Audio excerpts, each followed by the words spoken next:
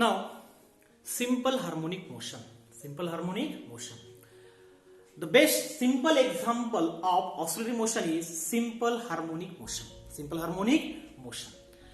Simple harmonic motion म्हणजे काय? एखादा पार्टिकल कंटिन्युअसली मोशन होऊन राहिलं. कोणतं मोशन आपण म्हणू? Oscillatory motion. आणि हे ऑसिलेटरी मोशन कसं आहे? पिरियॉडिक आहे. And oscillatory motion which is periodic.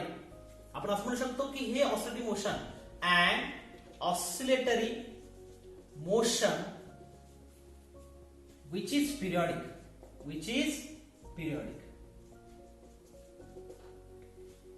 जे ऑसिलेटरी मोशन काय आहे? पिरियॉडिक आहे. म्हणजे every oscillatory motion is periodic. And oscillatory motion which is periodic is called as simple harmonic motion. It's called as simple harmonic motion. And in simple harmonic motion,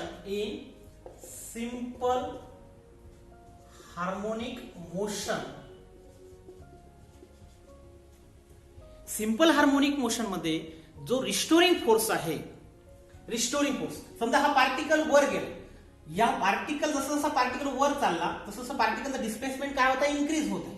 बरोबर आहे. परंतु या पार्टिकलवर एक दुसरा फोर्स हा ऍक्ट होतो टुवर्ड्स द मीन पोझिशन. म्हणजे या पार्टिकलला खाली आणण्यासाठी एक फोर्स ट्राय करत असतो, which tries to bring the particle to bring its original position, back to its original position. म्हणजे इथं रिस्टोरिंग फोर्स ऍक्ट होतो.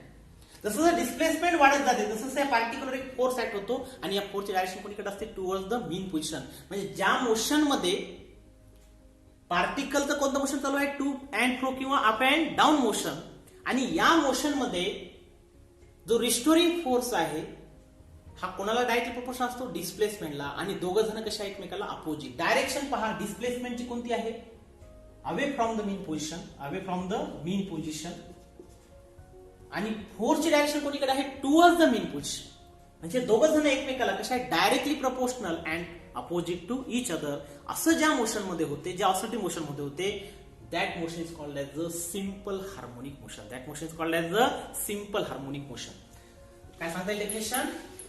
And oscillatory motion in which, आपण डेफिनेशन थोडी चेंज करू. And oscillatory motion in which the restoring force is directly proportional to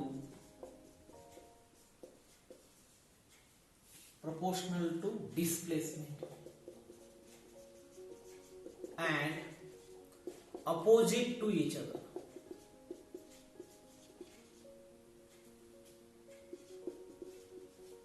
It's called as simple harmonic motion.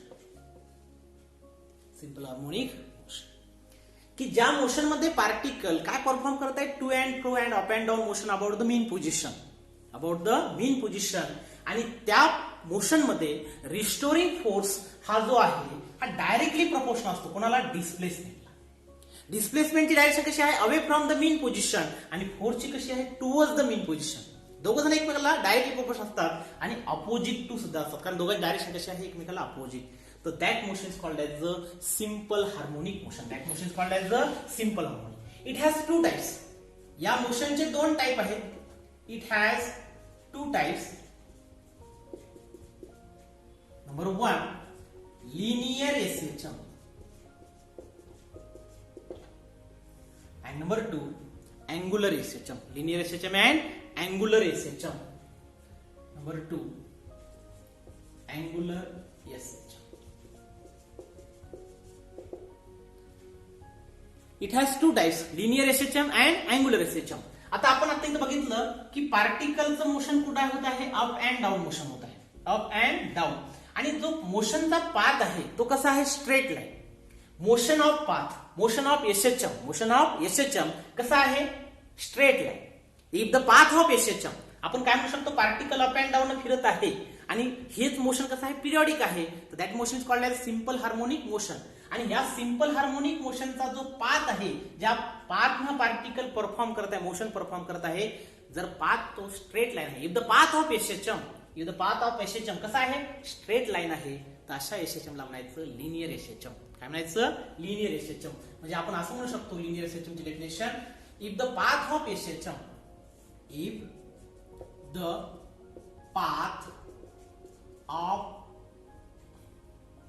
SHM, SHM म्हणजे simple harmonic motion, is along a straight line, along a straight line is called as linear SHM.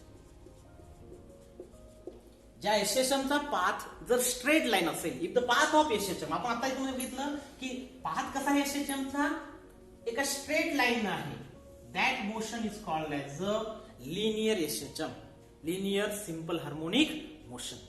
मग आता राहिला कोणता, की जिथं pendulum आपण बघितला clock मधला, आणि पेंडुलम जो आहे त्याचा जो मोशन आहे कोणतं, टू अँड फ्रो, हा इकडे गेला नंतर हा इकडे गेला, बरोबर आहे. This two position is called as the extreme position, extreme position, extreme position, आणि this position is called as the mean position.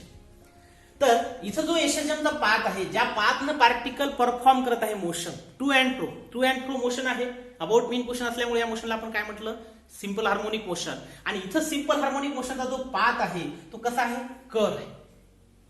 मगाशी कसा होता, तो स्ट्रेट लाईन होता, परंतु इथं कसा आहे, कर्व आहे. असं जर असेल तर that SHM is called as angular SHM, that SHM is called as angular SHM. काय सांगितलं डेफिनेशन अँग्युलर एसएचएमची, angular SHM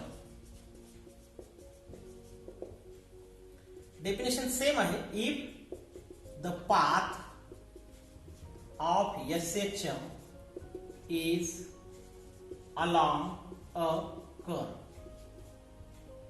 along a curve is called as angular SHM, angular SHM. जर SHM चा पाथ एका कर्व वर असेल तर that SHM is called as angular SHM, आणि जर स्ट्रेट लाईन असेल तर that is called as linear SHM, is called as linear SHM.